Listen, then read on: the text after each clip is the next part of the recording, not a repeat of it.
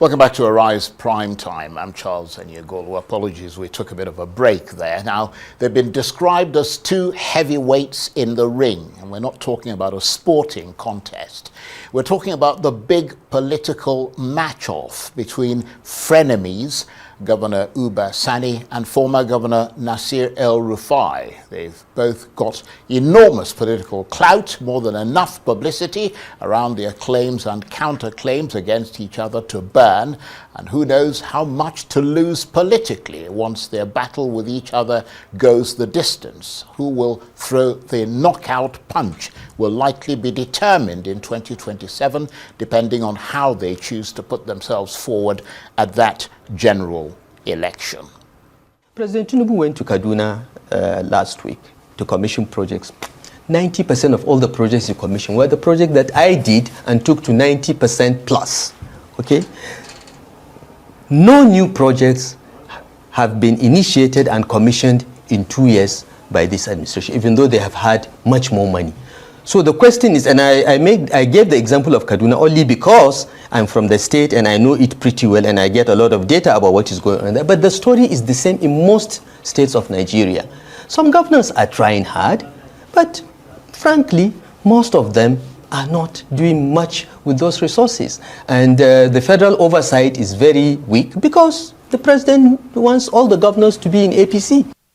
Maybe a lot of people were waiting for me to come out openly and criticize my predecessor. You see, but my style is different, Charles. Why am I different? Because for me, as a leader, you should anticipate challenges. Let me give you an example.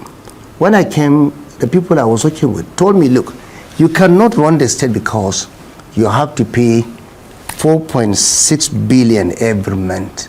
I had today in the morning in your station some of the anchors talking about debt servicing, but they didn't look at Kaduna. We are the second in Nigeria, apart from Lagos. Every month we are servicing, paying 4.6 billion. Go to the debt management office tomorrow and they will print it for you. I'm not here to blame anyone. When I became governor, I went to all the former governors of Kaduna State, from Colonel Nwosu, who was a governor 40 years ago, to Makarpi, who is a PDP guy, to Ramallah Nyaro, to Nasir El-Rufai, to Achitanama Disambu, to Yeb Ahmed, all of them. I had cause to discuss with them on the problem of Kaduna, because I believe as a governor, we don't have monopoly of wisdom. Right. We're not talking about party, we're talking about Kaduna State and progress. And I can say that to tell you, in my own opinion, all of them have done their best. So but today, you're not holding your predecessor to account for anything. I don't, listen to me. You will never hear me talking, because I will never. You know why? Because that is the reason why sitting here, I don't waste my time talking about. But the State House of Assembly went after him. Of course, State House Assembly is not executive arm, and I will tell you why. Because as a senator of the Federal Republic of Nigeria, when I was in the Senate, I interrogated many agencies. I can mention a few of them. That was the reason why, as a senator, I amended the AMCON Act. The MD of AMCON is still alive, Ahmed Kuru. He's my friend for 25 years, but as a senator, I investigated AMCON. So, National Assembly, State Assembly should be allowed to do their work. Well, that's a snapshot. And with me are three commentators who are experts at scouring those headlines and unearthing everything beneath with their illuminating analysis. And they are the policy strategist and group CEO of the global investment and trade company, Baba Yusuf, the legislative consultant and public policy analyst, Chibuzo Okereke, and from our off-site studio, the journalist and writer for the Africa Report, Eniola Akinkuotu. Thank you very much indeed, gentlemen, for being with us. Let me come to you, first of all, Baba Yusuf. Help us to take a couple of steps back, at least as far as when El-Rufai and Uba Sani became, I don't want to say friends, let me instead say political associates. I mean, how did that relationship come to be? Well, thank you very much. Very interesting bric-a-brac between a predecessor and a successor, and of course, former allies. You recall couple of years ago. Very interesting thing about political dynamics, not just in Nigeria. How former Governor Malam Nasir El-Rufai used Senator Uba Sani to upstage Senator Shehu Sani, you know, back in the days, and all the issues about even the debt that Senator Uba Sani is talking about today, which he, you know, brazenly and consistently pursued to defend for Kaduna to secure that debt. Now, water under the bridge now, former allies are now, you know. And that was a loan that, sorry to interrupt you, that it needed the National Assembly to approve. Absolutely, right. That was it. And I think that was even one of the things that led to the biggest last fallout between Comrade Senator Shehu Sani and former Governor Nasir El-Rufai. Also to note, the current honorable member, or the son of Malam Nasir El-Rufai, worked as a legislative aide to Senator, you know, Uba Sani when he was in the Senate. So quite interesting moment. It's not new. The fallout between predecessors and successors has become a norm in Nigeria, more importantly, either due to, everybody will tell you he's defending a national interest, but I think it's about personal interest.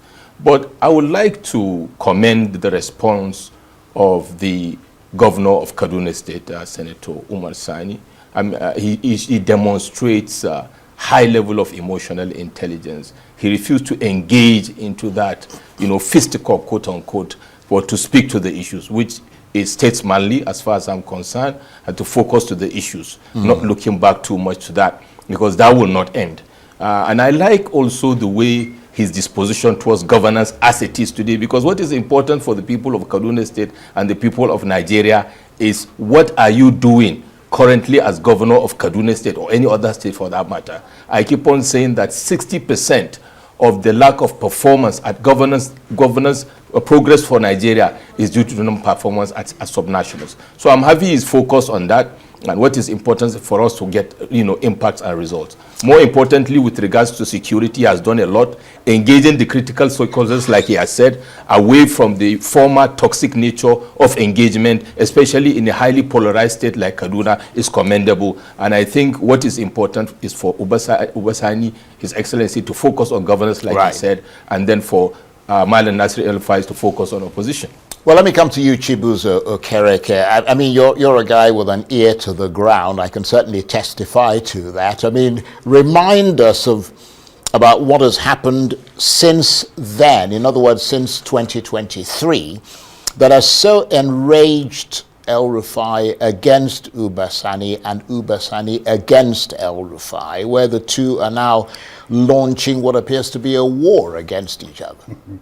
Thank you, Charles. I can tell you it's politics, politics, and politics.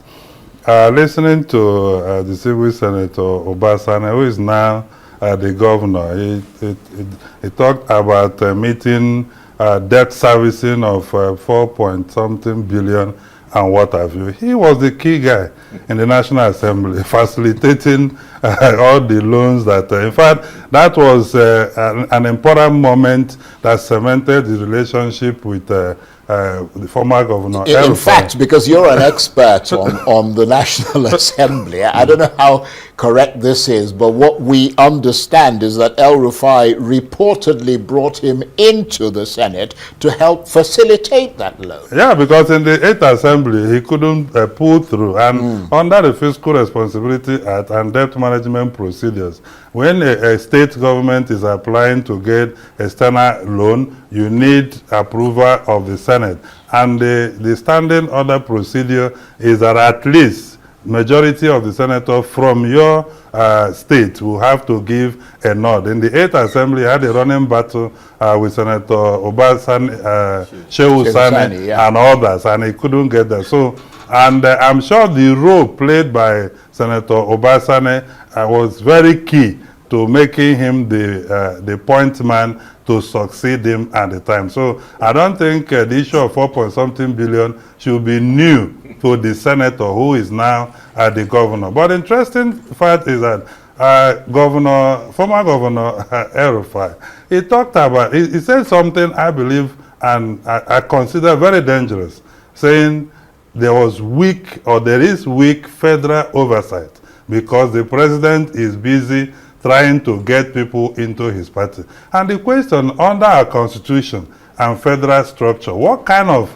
oversight do you want the president on the fiscal activities of state government? If we do that, then we're also empowering the president to become an authoritarian leader. That's and I don't think that is point. the road we want to travel. And another point that is key is that I've known Governor El-Rufai to have said that in 2013-2014, that his role as an opposition leader is to find fault and problematics in every proposal of a ruling government. And we can see today, when you say that in 2 years, that a sitting governor have done nothing. The only thing he has done is to complete what you have taken to 90%. Now let's assume, without considering he has done nothing, he has been paying back debt servicing to the tune of 4-point-something billion. You know, so, and that is on its own something that will reduce fiscal pressure on the state and allow him focus on governance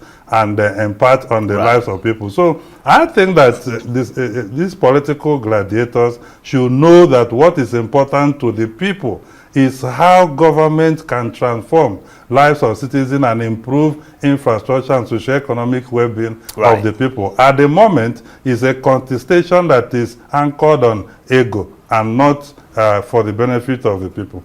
Indeed. And let me come to you, Eniola. Marooned as you are in the off-site studio, my apologies for sort of keeping you there, but we can hear you, well, hopefully we can hear you loud and clear, because you haven't actually said anything. But I mean, one thing's clear, isn't it? Based on everything that we've said so far, I mean, the two men have a very complicated relationship. Oh, certainly. And you have to also understand the role that the federal government played in this. Sorry, I'm getting some feedback here. Don't worry, we can hear you loud and clear. Okay. So you have to understand that El-Rufai's grouse too emanates from him being denied the ministerial appointment after his name had been sent to the Senate for confirmation. Recall that before that time too, the president had publicly pleaded with him to please work for him and join his cabinet when he wins election. And El-Rufai, that was at the last Card Invest program. And El-Rufai said, oh, he wanted to just travel out for his studies. He wanted to get some rest. He had been in governance for so long. And the president said, no, I will not sit down until you honor me. And then El-Rufai agreed. And he was offered the portfolio of Minister of Power. And his name was sent to the Senate. And then a security report came from the same government that had nominated him, that has sent his name to the Senate. And of course, we know how that ended. I don't want to go, too much into that story. And we saw how, everything started to, change so quickly. And in the House of Assembly in Kaduna State, how they began investigating El-Rufai. People would say, oh, Governor Uba Sani yesterday said, oh, it's the House of Assembly. It's a distinct arm of government that is investigating El-Rufai. But we know how things work in this country.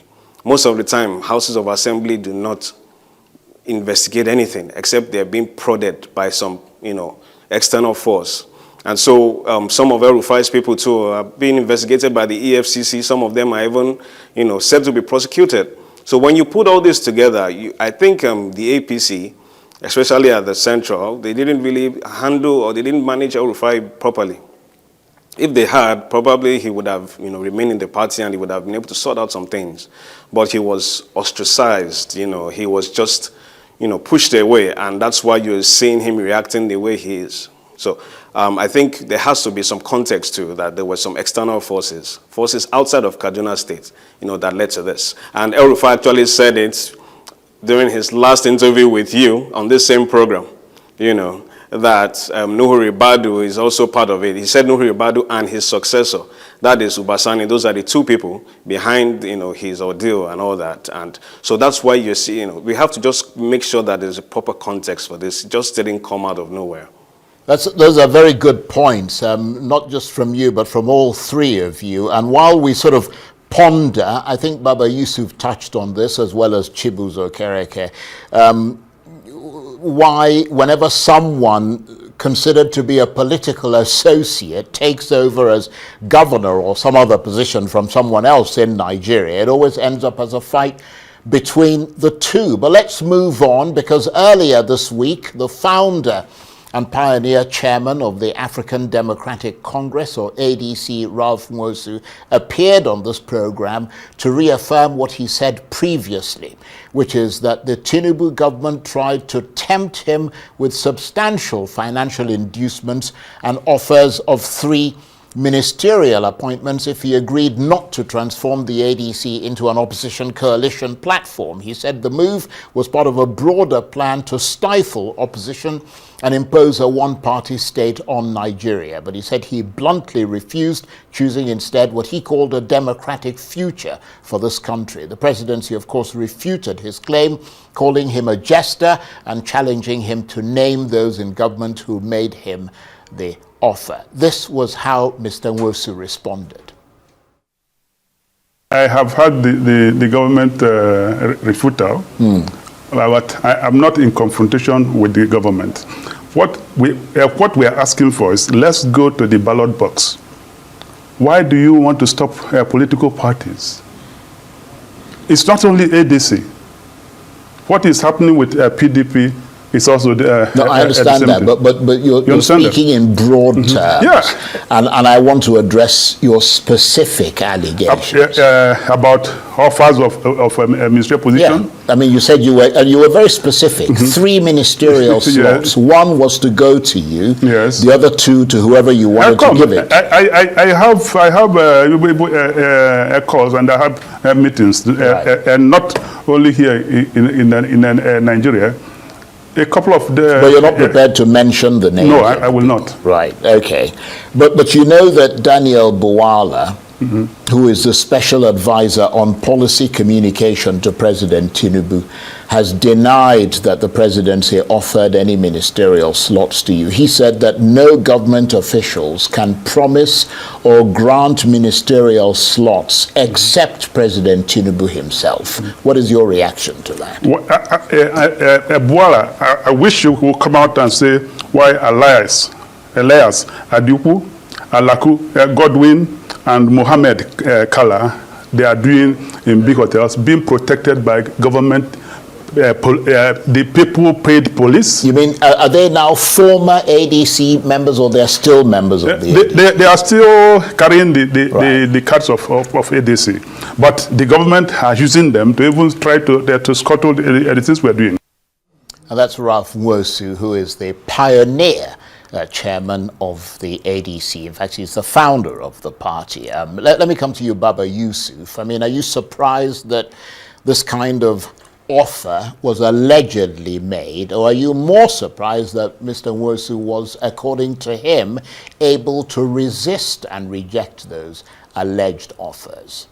Well, I'm not surprised at this point in time, whether it is the ruling party or opposition party. There are what I call overt and covert, strategic moves to, either maintain or sustain or even upstage.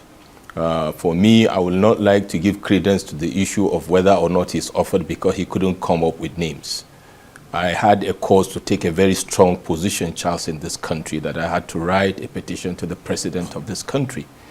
And I mentioned names, and I stood my ground. But I give it to the ex-chair of ADC. Moving forward, I think I would like to go back to the comments of the current chairman of the ADC, and that is distinguished Senator David Mark.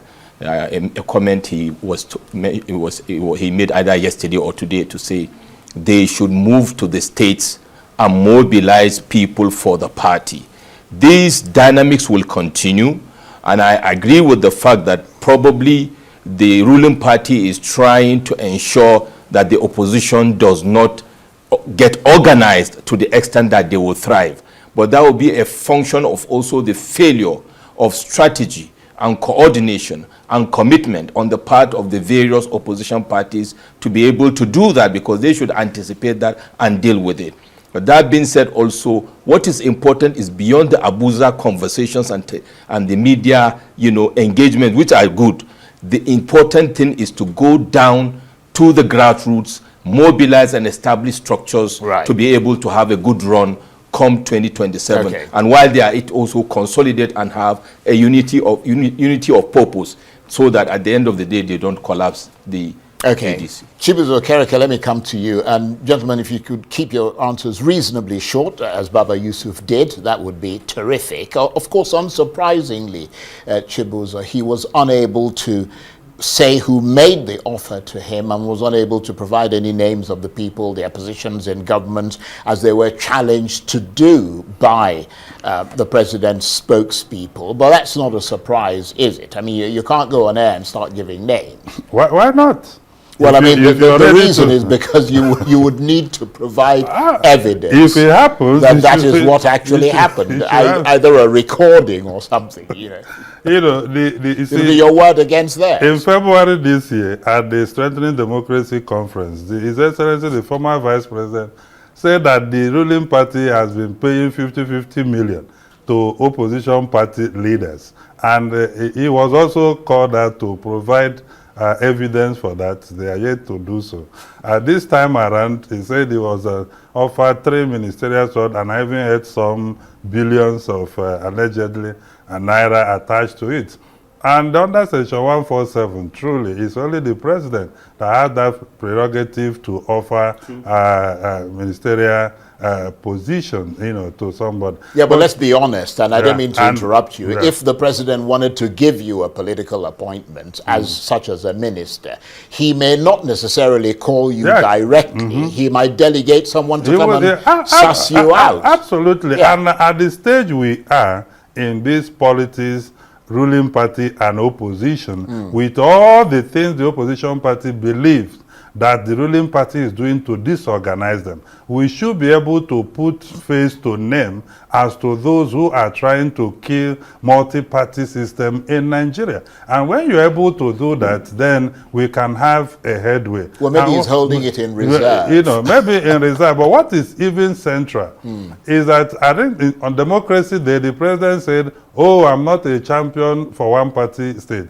And immediately after he said, "But if you can't put your house in order, I'm happy to receive your team into," you know. So the political parties are formed to contest election and win election and control government. So basically, the opposition and the ruling party will be on face-off over time. But the opposition parties, whether it's coalition or independent opposition parties, should put their house in order. And I agree with Baba Yusuf that it will be your own strategic failure if you don't position yourself to take advantage of the multi-party system provided in the Constitution for the country, irrespective of what you're being offered. Righty-ho. And Eniola in the off-site studio, I mean, knowing what you know about Nigerian politics, what's your reaction to all this? Well, it's not impossible. I mean, we've seen it happen over and over and over again. I mean, if you remember the last election too, where Tinubu made a deal with Wike, and Wike was given a ministerial slot. So, using ministerial slots for to settle certain political arrangements, I don't think it's not out of place, especially in this part. But saying that you offer 3 slots, I think it sounds like a bit of an exaggeration, Then I'd say one thing. A lot of people always say, when they say the APC might lose the next election, and people say, Tinubu is too smart, he is not Jonathan, he is not PDP. Why do they say that? Because one of Jonathan's biggest mistakes, and there's a general consensus among analysts, that one of Jonathan's biggest mistakes was allowing the APC, allowing all the opposition forces to unite. And so Tinubu too knows, is a very good student of history. He knows too that allowing the opposition, to unite on that coalition platform too, could be a threat to his ambition as well. So it won't be out of place for him to also, try to destabilize them and offer ministerial slots to people like Nwosu. It's not impossible. Then let me say one last thing. Sorry to just digress. Charles Nwosu was chairman of the ADC for 20 years. It shows the weakness of internal party politics too. Why should one individual run a party for 20 years? And in those 20 years, most of the time, even the 2019 election, if you recall, he used that platform to make deals where they endorsed Atiku finally and all that. So, this is what a lot of these smaller parties actually do, and I think it's something that we really need to look at going forward, because these are the things that weaken party politics. Over to you. Very, very good points all around. Gentlemen, stay with us. You're watching Arise Prime Time. Plenty more still ahead as we continue our look back at the week that was. Stay with us.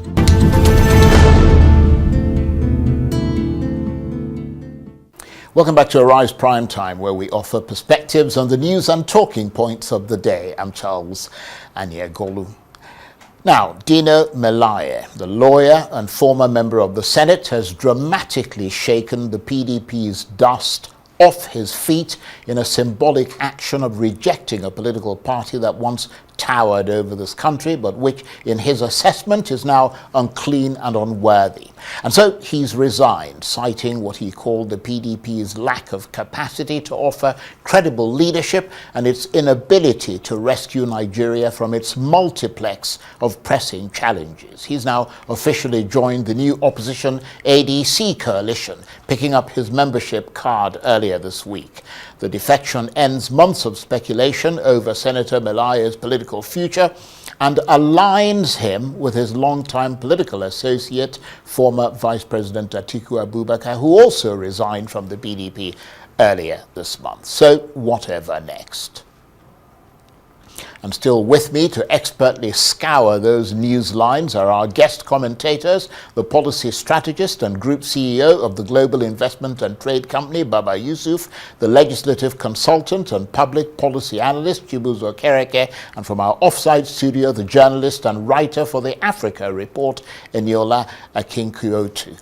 Gentlemen, thank you very much indeed for staying with us. To you, Baba Yusuf, first. Someone said that defection anywhere else is a rare political condition, but in Nigeria it is a hugely prevalent genetic condition. Is that a fair description? Well, absolutely, Charles. About 4 or 5 weeks ago in this program, I talked about political gallivanters and, politics being about bread and butter and all that. And that is what we are seeing. When I started out active politics in 1998, I mentioned that most of my political mentors and allies, after the post-1999 elections with the emergence of President Olusegun Obasanjo, now are almost in all the political parties. And as bad as it is, months after election, you see people that have sold to the citizens that this person is the Messiah. For example, President Tinubu, months later they are telling you this person is evil. And that is, it speaks volume about the insulting the intelligence of Nigerians, which I think Nigerians should look at, from the perspective of elite conspiracy. Going forward, Nigerians to understand, like I consistently said, most Nigerian politicians, a majority of them actually, are same actors in the same costume. Same actors in different costumes. And therefore, the movements are no longer shockers or surprise to me. And most Nigerians also, we can anticipate and predict that what will change this, is for Nigerians to recognize that they are being sold dummies under the guise of political parties and build up to 2027 to look at the issues, speak to the issues dispassionately, because like I said, regardless of region, ethnicity and tribe, these people intermarry, they do business together, and no matter how toxic the fight is, they settle. But neighbors that are poor quarrel to death over people that don't really care about them. And Okereke, Dino Melaye, who has been in the PDP, then the APC, then the PDP, and now the ADC. He's now calling the APC the devil, and saying, those are his words, and saying that he regrets ever having anything to do with the party. What do you make of that? Well, I think that at the heart of this is the political economy of politics in Nigeria, how profitable and how politics is built around personality rather than around ideology and institutional framework. Career politicians will always go to where they are sure there will not be any primaries. Ticket is guaranteed. That is what you are seeing.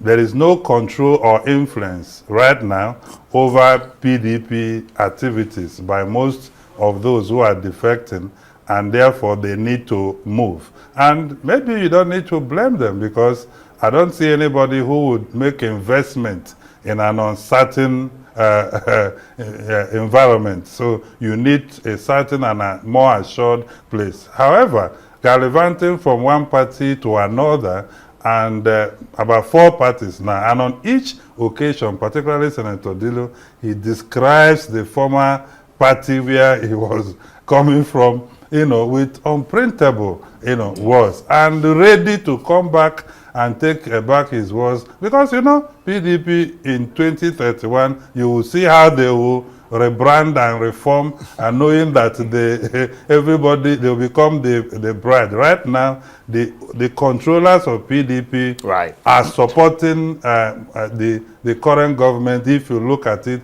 critically. And therefore, they needed to go to other places to get ticket. But the point remains that political party must transform in Nigeria to serve a greater purpose other than elite conspiracy. That's a good point. And Eniola, I mean, he says the APC, and these are his words, is a car being driven by a drunken driver, and that you are not likely to get to your destination if you're in that car. But he says the ADC is using GPS and is therefore likely to get there. Is it a bit early to say that about the ADC? Well, I wouldn't have expected him to have said otherwise. I mean, that's what usually happens. When you dump a particular party platform, you rubbish it, and then, of course, when you adopt a new one, you praise it to the high heavens. So that's nothing new. I want to say something. Remember the 2016 governorship election in Edo State?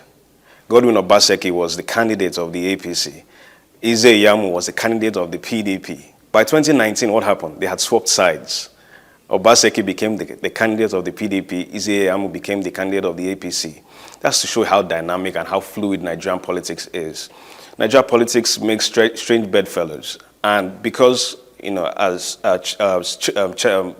was said earlier by one of the respondents there, it's all about personalities. It's never about ideology, and that's why you have things like this. That's why you keep having defections. If you remember the Second Republic, you know, those states that were governed by the Unity Party of Nigeria, Awolowo's party, you see that they all, you know, they all implemented similar programs across the board. All of them, they had the same program, same everything. You don't have that again in Nigeria. And so that's why you're going to continue to see defections here and there, because there's really nothing holding the parties together. They're just simply vehicles to win elections. QED. Good point. And some have suggested, I mean, in furtherance of that point as well, because, I mean, people follow each other, that Senator Melaye simply follows former Vice President Atiku Abubakar wherever he goes, because they are essentially political bedfellows. I mean, that's a story for another day. But let's move on, because millions of displaced people across northern Nigeria who fled Boko Haram have this week been informed by the UN's World Food Programme that the UN has run out of money. So the upshot is that the UN will no longer be able to support them, and there are no funds coming from either the Nigerian government or international donors. This grim news has come in a week in which the US mission in Nigeria tweeted a number of withering reports on its X page, suggesting that while Nigerians are being urged to endure economic hardship, some governors are splurging billions on new government houses and other tawdry fripperies instead of funding schools, clinics, or agriculture. So how do we assess the decision by the US mission in Nigeria to tweet these articles? Well, let's start with the statement, Baba Yusuf, by the UN's World Food Programme that it's run out of money and can no longer take care of the IDPs in this country. I mean, are you shocked that it has come to the point where the UN's World Food Programme has run out of money in Nigeria? I'm not shocked, Charles. It's just a trend that of a bubble that has busted.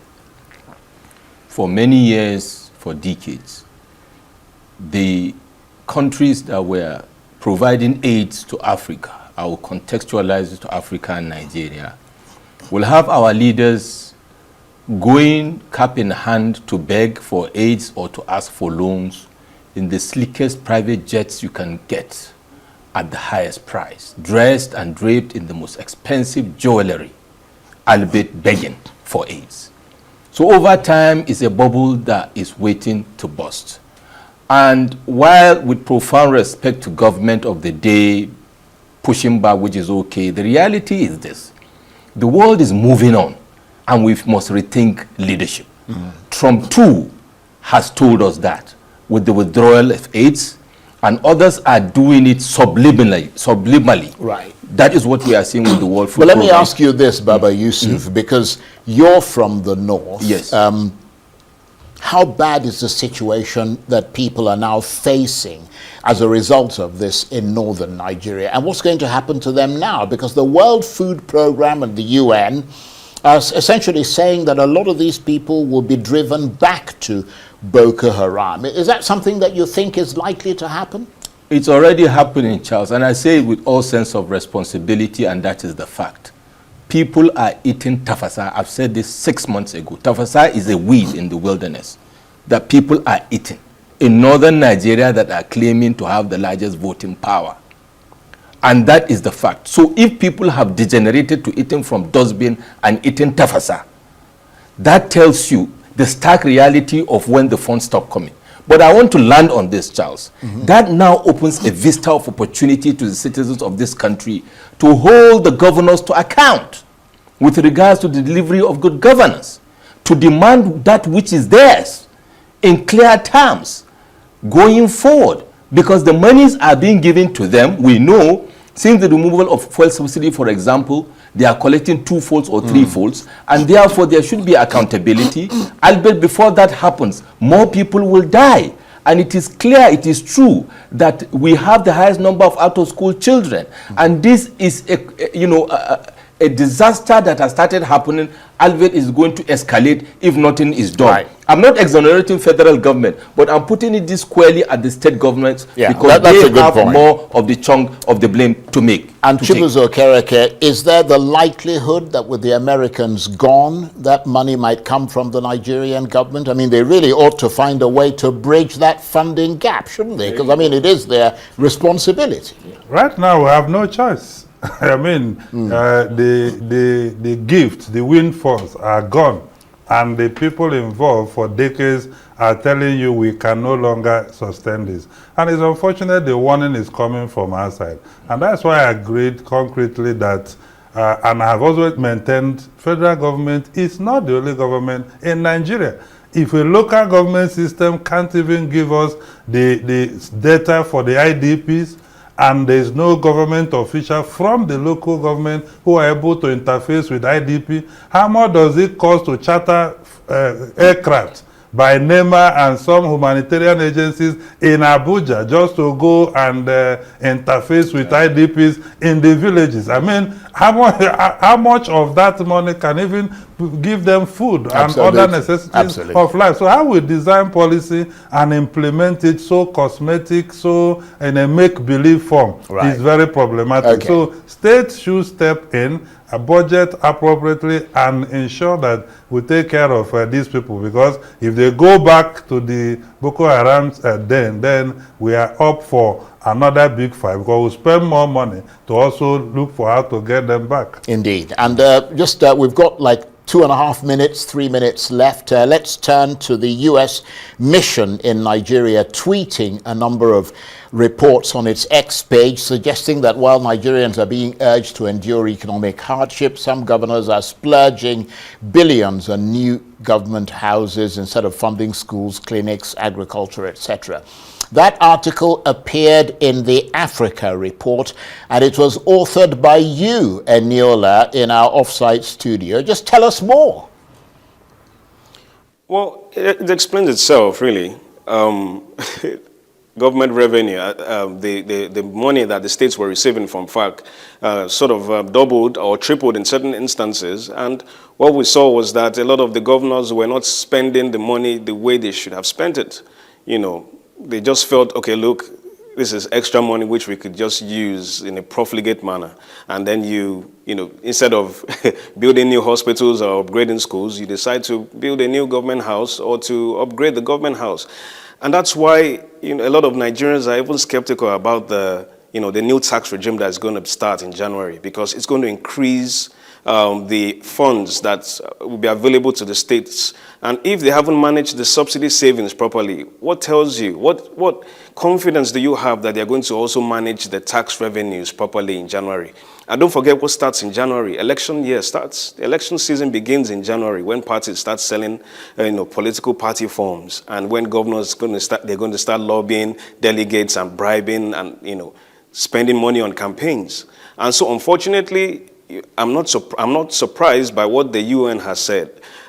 Some 4 weeks ago, I had an interview with Bill Gates where he said, look, what is coming next year is going to be far worse than this. Why is that? Because the developed world has reduced funding to developing countries.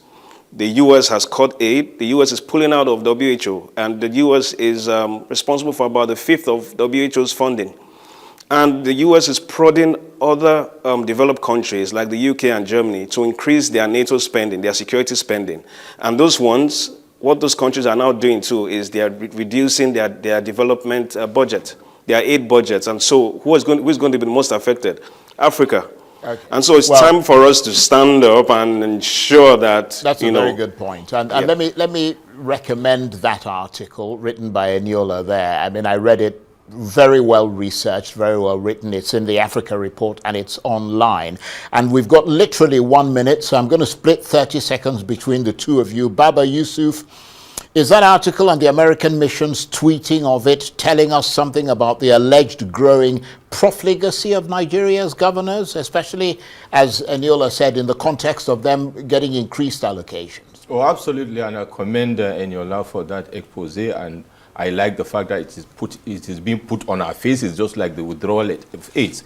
Reality will push Nigerians to wake up and stand up for their rights, and reality will make the governors or whoever to have to redirect that fund they are using for other purposes, right, for the purposes they have been, allocated. Chibuzo, very briefly, what do you think the intention of the American embassy in Nigeria in tweeting this article is, the American mission in Nigeria? I mean, telling us the already known reality, and also to reduce the pressure they get that somehow they can manage and continue to make these aids available under this regime, Trump too. That is not happening, and it's a wake-up call, for Nigerians. And I commend Eniola also because it's important to direct funds to the appropriate need. And more importantly, Nigerians should realize that politics is not for politicians.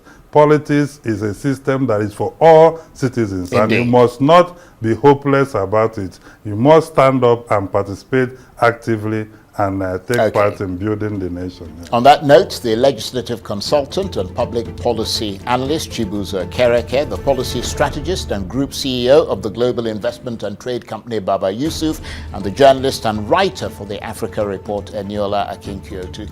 Thank you very much indeed, gentlemen. Most illuminating talking with you. That's it for this edition of Arise Prime Time. Join us again next week. From me and the entire team here in Abuja, bye-bye and thank you for watching.